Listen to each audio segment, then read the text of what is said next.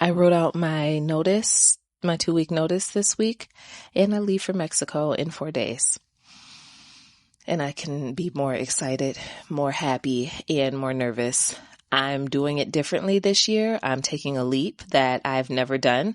I've always played it safe when it came to jobs and transitions. I always waited for the next safe thing to be available so I could have a transition with ease. And I'm not encouraging you not to do that. I'm encouraging you to do what feels best for you in the most mindful way. And where I'm at today, where I'm at right now, and where my belief is, I believe this is going to be the best next thing. Sometimes the things that are birthed out of creativity, out of pressure, out of a leap are the things that were meant to be birthed. I think about this YouTube channel, for instance. I don't know if I would have done this channel had I had not, one, gone through a heartbreak, and then two, found someone else that was just equally as encouraging and pushing the use your story, share your story, get online and record, don't worry about the perfection message, because that message hadn't been preached before. And commonly when you go through a heartbreak, it feels a little embarrassing. It can feel embarrassing or disappointing, not just to you, but because you've opened your world and community up to the newness of you and this person. And when things change, you kind of feel like you got to explain yourself or you have to account for why this person's no longer around or the deleted Instagram photos. Y'all know how it goes. So I had to kind of come to terms with that. And something about the commitment of showing up here every day on YouTube pushed me into that change. It forced me to leap into the discomfort and just kind of take power and ownership over the fact that, hey, I had this thing, it was beautiful, and it didn't work out. I'm in this space now and I'm figuring it out and I don't have all the answers, and I'm bringing you guys along the journey with me. That's quite literally where I was. So recording this video right now, I'll be honest, I feel a little like a couple butterflies. I feel excitement. I feel like the rest is about to come that my body drastically needs. I feel the creativity. I feel so many feelings, and the leap of not having a plan from a retired perfectionist. Oh, if there's any perfectionists watching this video right now, maybe not even perfectionists, but people that play it safe, that move off of a plan, that usually have their next steps ordered, that typically have a little more control, like to be in control rather of their life and their plans. If you are anyone watching that video, you know exactly what I'm saying and how what is this invigorating, how crazy this thought and plan can be. But I've grown to be a believer, especially from being on YouTube for over 60 some days and talking to you guys. I've grown to believe that crazy things can still bring about the most marvelous dreams and plans. Like, things are birthed out of the crazy, and well, we want the good things, but who you can become, who you're destined to be, what you're supposed to experience, the leap of what's created and birthed out of pain.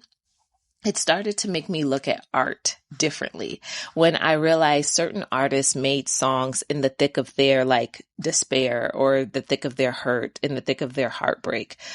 Certain people painted during the chaos. Like, when things around us can feel chaotic in our environment, many people tend to go inward and find a center, find a self-expression, find a way to communicate their pain, communicate their hurt, their excitement, their joy, their confusion, their curiosity. Like, they find a way to do that from the thick of the situation.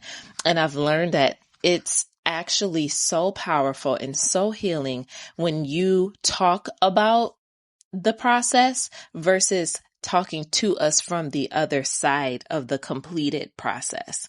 It's a different experience because when people are in the thick of it with you, like I realized I got a whole community of people right now with me. Y'all literally answered this poll yesterday. I was like, oh my gosh. People are in the thick of exiting their soul sucking journey, job journey.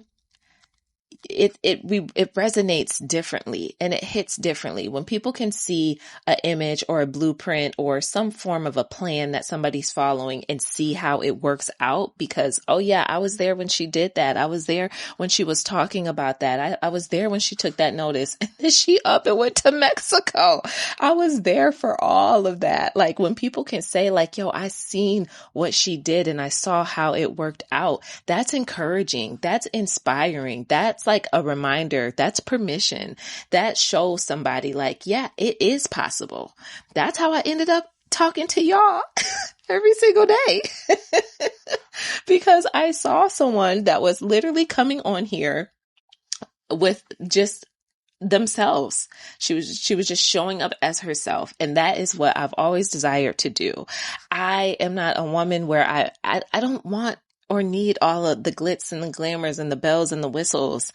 I have to be honest about what my current reality is while I'm working towards my chosen and desired reality. So when I can show up here, very honest and transparent about, hey, this is where I'm at today. Like, I'm actually going to teach y'all soon how to save $5,000 real quick. Like $5,000 to, I don't know, someone really rich may not seem like a lot, but $5,000 to the person that needs to get out of their current situation and be able to have just a buffer to move to the next thing is a lot.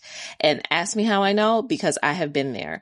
And God graced me for the past 3 years to be a woman that kept minimum $10,000 in my emergency fund. That was new for me. That was new behavior for me.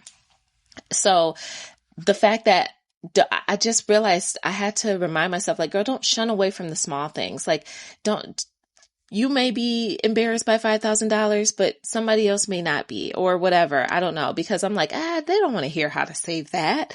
But maybe you do. Or maybe you're a person that needs to hear how to get to the $10,000 mark. Those are the boxes that I've been able to accomplish separate from investments. So when I say to you, like, the exit plan, the strategy, working towards and on how you're going to get out of your current situation into your next reality is going to be worth everything you give it. I truly mean that. And I've said this, it's micro moments, it's small actions, it's small things. Everything is small. It's always small until it becomes big, until it becomes consistent, and then until it becomes like an imprinted non-negotiable. I made it a point this week. I had such great days this week, and I will be honest, I ended up working over my scheduled time twice this week because I ended up on phone calls that I could not get off of.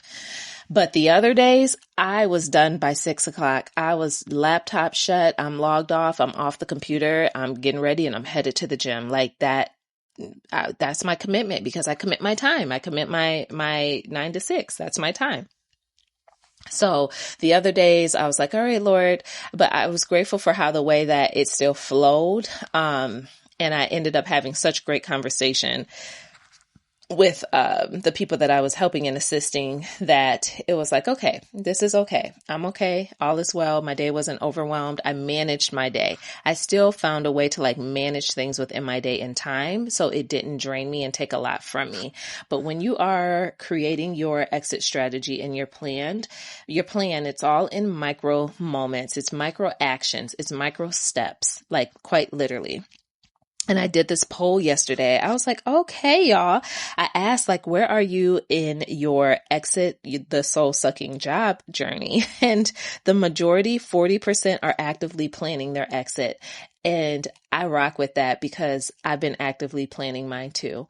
And I cannot wait for the exit strategy workbook to be available to help you thoroughly. And I mean thoroughly, not just money and what it's costing you to stay and what we can adjust and what you need to do and how to like fund the freedom.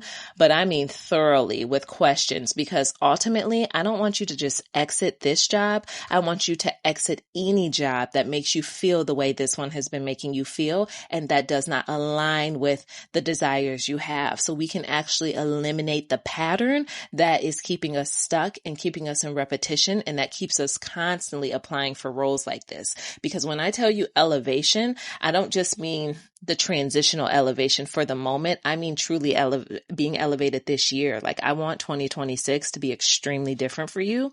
And maybe that's the future therapist in me. No, it's not. It's just me. I've always been this girl helping people on my jobs. I had jobs where I was a manager helping other people manage their exit. Isn't that crazy? Isn't that crazy? I'll talk about my leadership skills on another day, but I will say, I think I'm one of the most bomb managers. I didn't start off that way, but after 18 years, I ended that way. And I would have people that worked with me, I won't say worked with me, that when they would start, we went over, of course, the expectation of the job roles and what's required for them to commit to it and do well. And a part of our development sessions, I would meet with them to say like, okay, what's going on outside of work? What are you working on? What do you have going on? What are your desires? How is school? Like, if you're comfortable, catch me up. And how can I help you with something outside of this? Like, how can I help you to the next thing? Right? Because if your goal truly isn't to stay here, that is absolutely fine. But what is your goal and how can we get you there? That's the type of leader I was. And that's the type of leader I am.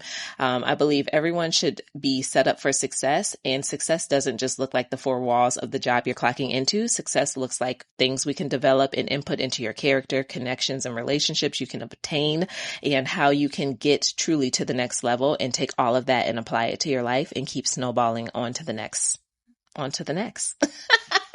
So maybe that'll be a video for a different day. Let me know if that's something that you're interested in. But if you didn't do this poll already, tell me in the comments. This is my question for you. This is your homework. Where are you in your exit the soul sucking job journey?